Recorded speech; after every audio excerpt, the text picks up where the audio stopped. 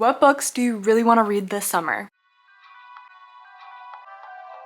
Hi friends and readers! Today we are going to be going over what books are on my summer TBR. Now, what exactly is summer? Because it's definitely the beginning of May. I think summer officially starts in June, but to me, I am entering the summer mindset despite the fact that it has suddenly turned really cold here on the East Coast and the spring weather completely disappeared, and I'm also pretty much skipping what's on my spring TBR. The mindset is there and that's all that matters. First off, I want to know what's on your list to read this summer, and as I go through this list, tell me what I'm missing, what I really need to put on there, what I need to get read ASAP, and then we'll just do a quick what are my book preferences and how that might impact what's on my summer TBR. More recently, I have felt like my comfort genres are romance and literary fiction, and then of course things that I'm putting on my TBR and reading these days is really books that are gonna allow me to connect with the people in my life, my coworker, my friends, people that I follow on the internet. I have been picking up books for connection. So with all of that being said, I have broken my summer TBR into basically 3 categories. The first category is new releases, whether I'm anticipating them to come out this summer or they have recently just come out in the last month or two. The second category is rereads, books that I want to reread because in August I might want to reread some. And then finally, books that have just been on my TBR, whether I just put them there or they've been on there for a few months. So we're gonna get right into it with new releases. In the new releases category, we're gonna talk about first books that are not out yet and when they'll be coming out, because there are a lot and there are some books that I am so highly anticipating and really want to read. The first book, which comes out next week actually, is Furybound by Sable Sorensen. Furybound is going to be part 2 or book 2 in a series. I believe it's called, yes, the Wolves of Ruin series. It's going to be a trilogy. Book number 1 is already out and that is Direbound. I gave Direbound a 5-star. Yup, I sure did. Direbound was on Kindle Unlimited, which is a plus, so I'm really hoping that this new one, Furybound, will also be on Kindle Unlimited. And really just a quick how to feel about the series is, for the first book at least, if you like or liked Fourth Wing, you like bonding, you like trials, you like romantasy, then you're going to love Direbound. I haven't been more excited about a romantasy series or a fantasy series than I have with the Wolves of Ruin, and so on May 5th I will be immediately picking up this book, hopefully on Kindle Unlimited. Alright, book number 2 of books that haven't come out just yet is called The Burning Side by Sarah DeMoth, and this book comes out on May 19th. This release date has changed a few times. I believe the original release date was in June, but then it was pushed sooner in May, which is really exciting for me. I, in the last few months, have read one book by this author, which I believe was their debut literary fiction book, and that was on my shelf right behind me. The Bright Years by Sarah DeMoth, and I believe I gave this a 4-star. This, you've probably recognized this cover if you are intaking bookish content right now, is something that someone usually reads and rates it a 4 or a 5-star. It is so highly rated in the literary fiction and maybe a little bit of women's fiction in there. Sarah DeMoth is always telling stories that are very character driven, very real, and they feel rooted in life that actually happens and happens to people like yourself, like myself. And it's one of those stories where if you don't like unsatisfying endings that don't feel like a fantasy world, then you might not like these stories, in my opinion. The Burning Side is going to be the next book by this author, and because I did enjoy myself with The Bright Years, I want to make sure that I continue to pick up Sarah DeMoth's books. The next one, which is also super exciting, is Phoebe Berman's Gonna Lose It by Brooke Averick, and this book comes out on May 26th. May 26th is a big day for 2 new releases. Honestly, just as you can see, May in general. For Phoebe Berman anyone's gonna lose it. First off, I absolutely love the cover. I have pre-ordered this book because I want to read it as soon as it comes out as well. The cover just screams, I don't even know, good aesthetic. It just makes me want to pick it up. If I was judging a book by a cover and the title of it, I would certainly be picking up this book. Also, if you're chronically online, you are on the internet, you may know who Brooke Averick is. A lot of people know Brooke Averick from their presence online and more in particular, their podcast. I will be honest, I haven't followed Brooke Averick all that closely, but that doesn't mean I haven't been excited about them entering a new space outside of creating online and then becoming an author. It happened with Haley Pham more recently, and that to me is so exciting for people, and I want to follow their journey. And I've seen the marketing for this book, and I think it's going to be a book that I'm gonna really enjoy.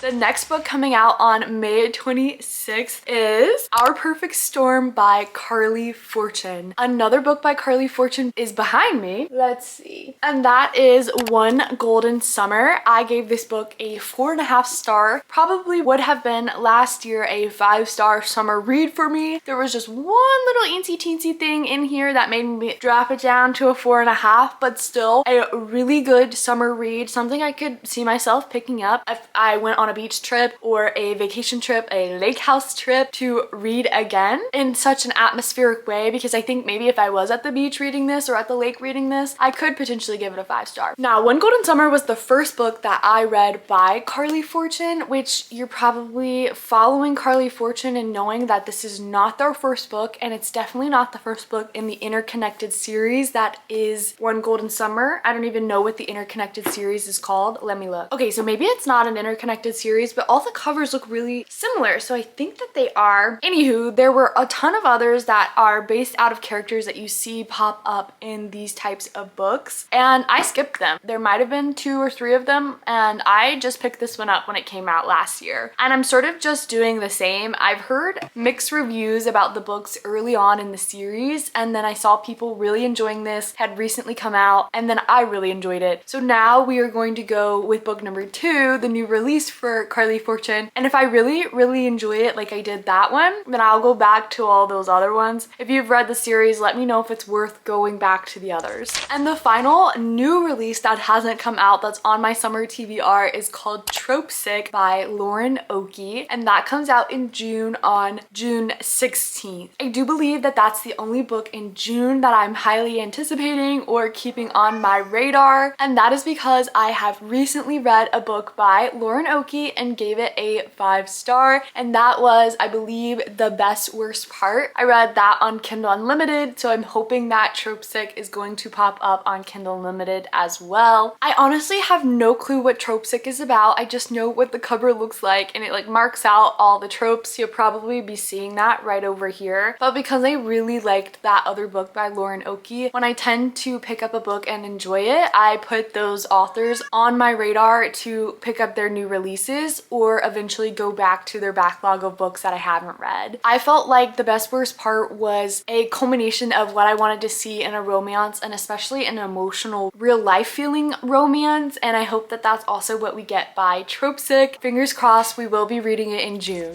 Now we're gonna get into books that are relatively newer books, so they've been released in the last month. And I'm looking at this list and there's 3 of these books, and in fact they were all released on April 7th, so April 7th was a lucky day last month for new releases. The first book, and it is also behind me on my physical TBR, and it's the only book on my physical TBR because I don't keep books on my physical TBR, but this one I bought on Independent Bookstore Day, and that is Into the Blue by Emma Brody. You're probably recognizing this cover because this is the book all over my feed. This is her. She is the one. She's the moment. It came out less than a month ago, and every content creator, every person in the bookish world, at least that I'm keeping up with, so maybe that's my algorithm, is reading this book and really enjoying it, rating it 5 stars. She's the book of the spring, so I'm gonna pick her up in my summer, my whatever I make to be summer. But yes, I picked it up on Independent Bookstore Day. I went to the local bookstore and grabbed it to support, and I saw it on the front display as soon as I walked in. The cover, by the way, is also really eye-grabbing. interesting, eye-catching, and I said, yep, I think that's the one I'm taking home with me today. Maybe I'll even be reading it next week. Book number 2 that came out on April 7th is called Unbound by Peyton Corinne. Peyton Corinne is currently writing a hockey romance series. The first one in this series I read. I don't think that I had the best time. I might have given it a 3.5 star. It is following college hockey romance, and in more recent days I'm coming to recognize that maybe college-based books are not in my era anymore, that I have exited that era and entered professional romance, professional sports romances, and more so literary fiction these days. However, book number 2 in this series I read for a video called Reading Books Inspired by Rhett and Link, the 2 YouTubers, which adore. They are mentioned a lot and their show is mentioned a lot in the second book of this series, and I think I gave that book a 4.5 stars. Blew my mind. I was obsessed with it and the characters and their stories and what Peyton Corinne did, and because of that it revived my want to read the rest of the series. And book number 3 is Unbound. And also, I feel like Unbound has sort of, I guess, swayed, or I can't think of the word that I'm trying to say, but deviated. It has deviated from the other covers, and I really like the vibes and the feel of this new cover. What I was disappointed by is that the first 2 books, I believe, were on Kindle Unlimited. I'd have to fact check myself there, but I recognize that book number 3 is not on Kindle Unlimited. It is the first one of the series that is no longer on there. So I would have to purchase it if I want to read it, and that did leave a little bit of sour in my mouth. And now FedEx is pulling in my driveway, so let me move. I'm back. I'm filming right in front of all the windows in my living room, and FedEx was probably really confused, because I would be too. What I was saying though is that because of all the excitement for me around book number 2 and now book number 3 being a new release, I am going to try to keep with the series. I do believe it's going to be a minimum of a 4-book series. And the final book that came out on April 7th is called Yesteryear by Kara Claire Burke. This is a book that I have seen a little bit around bookish videos and bookish content. However, it's not as much as I've seen Into the Blue. With both of them coming out on the same day, I thought, why not add it to the Summer TBR? The cover is intriguing. I've seen a few different covers floating around, and then the storyline has really piqued my interest more so than the popularity of the book. I know a little bit about what it is, but I'm gonna keep that to myself because I don't know a lot. It was just one of those where I saw someone recommend it, and I also saw it on a Goodreads list, so I threw it on my TBR. What we are now talking about is rereads, and this one will be quick. There are 2 authors that I decided last year are 2 of my favorite authors, and I want to try every year in August, like I did last August, to pick up an old book of theirs and reread it. The first author is going to be Ali Hazelwood, and the second author is Emily Henry. Emily Henry, I say, is my favorite author because really her books were my introduction to reading. Right up here I have my Emily Henry shrine, and I feel like Emily Henry is a comfort author of mine. Last year when I picked up a book by them, I reread People We Meet on Vacation. I wanted to reread this before the movie came out, which came out this past January, and I did a video where I reread the first book I ever read by 2 of my favorite authors, Ali Hazelwood and Emily Henry, and both of those books happen to be coming into a movie adaptation, People We Meet on Vacation. And then not on my bookshelf, I reread The Love Hypothesis by Ali Hazelwood. For Emily Henry, I have also read or reread Beach Read. This is another book by them that I have read a few times, and this is my favorite book by them. So this year I think I want to go back to the summertime on a cruise after I had graduated college, and that is none other than Happy Place. I want to go back and pick up this book, and I think I rated it a 4-star. It'd probably become a 5-star just because that's what happens when you reread books by your favorite author. And I want to go back to the summertime feeling that I felt when I picked this up 3 years ago and see what it's like. And then for my Ali Hazelwood reread, I haven't picked which one I want to do. I've already, like I said, reread The Love Hypothesis, which is great because we are starting to get content for that movie coming out this year.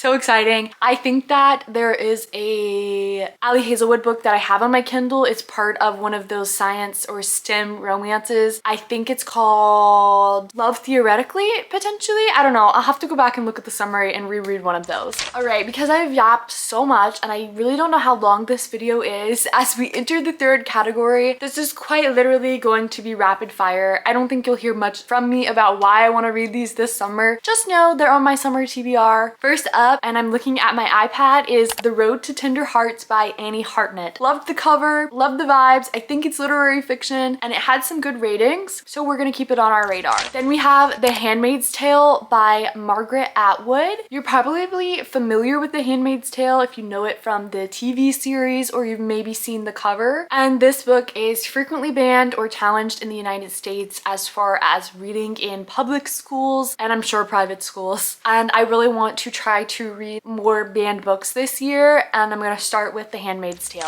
Book number 3 is called Face Off by Chelsea Curto. I want to start a new professional sports romance series. Heard good things about this one, so we're gonna pick up book number 1. And then we have A Dance of Lies. This is by Brittany Arena. I believe that this is a romantasy world, and if I want to pick up romantasy this summer, which I might not, I will pick up A Dance of Lies. I have it on hold for Libby, so really whenever that delivers, which is months from now, I will probably pick it up then. Then we have Carrie Soto Is Back by Taylor Jenkins Reid. I do have some of their books on my read books over here on my shelf, and I have read others. More recently read Atmosphere, gave it a 5-star, and then I went back to backlog and realized that Carrie Soto Is Back is really one of the only ones that is pretty popular that I haven't read. There are a few others, but I want to start with that one. I'd always put it off because tennis. I'm sure some of you have also felt that, but I want to come to it now. Then we have Blue Sisters by Coco Mellers.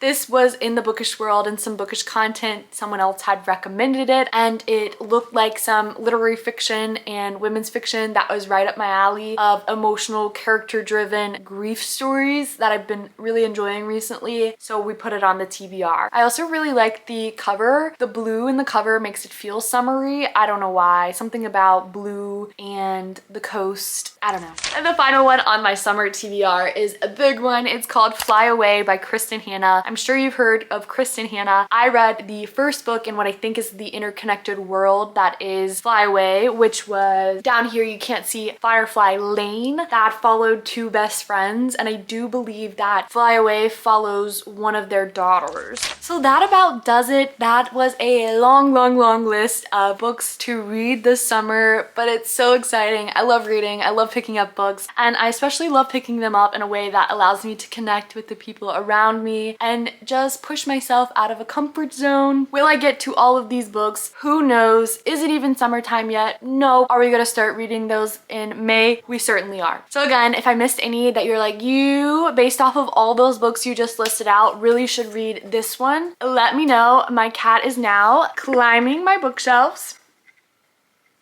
Good luck with your summer reading. I feel like I'm back in school again. That's all. Bye for now.